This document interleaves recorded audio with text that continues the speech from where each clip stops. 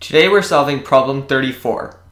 In this problem, we're shown the number 145, which is a curious number as 1 factorial plus 4 factorial plus 5 factorial is equal to 1 plus 24 plus 120, which is 145, the number we started out with. We need to find the sum of all numbers which are equal to the sum of the factorial of their digits.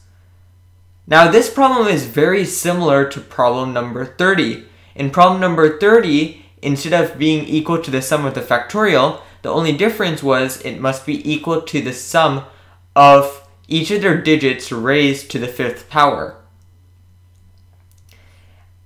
In problem number 30, to figure out the upper bound to search for numbers like this, we used the fact that the growth rate of the number is different from the growth rate of the sum of the powers of the number's digits. And we can use the same trick in this problem because the growth of the sum of the factorial of the digits is not going to be the same as the growth of the number itself.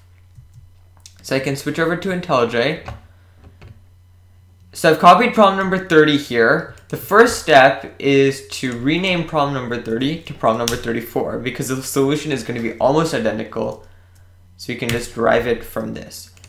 So first I'm going to delete this method because we don't need to generalize over anything since we're dealing with factorials now.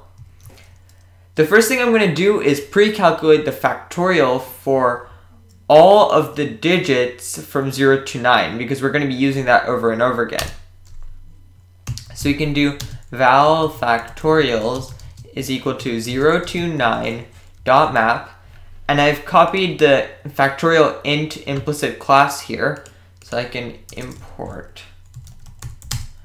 util dot underscore map n2, and we're gonna find n factorial, and we want this as an int, so we can do dot to int.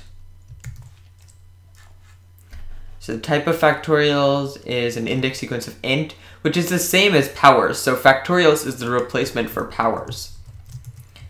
Now here, instead of multiplying n by math.pow 9 to the power, we want to do factorials of 9, because that would be the highest factorial you can get for a single digit. Now this is all going to be the same because we're going up to the maximum that we calculated in max digits. And now all we do here is replace powers with factorials. This is going to be our answer, and we can print on it. Now we can run.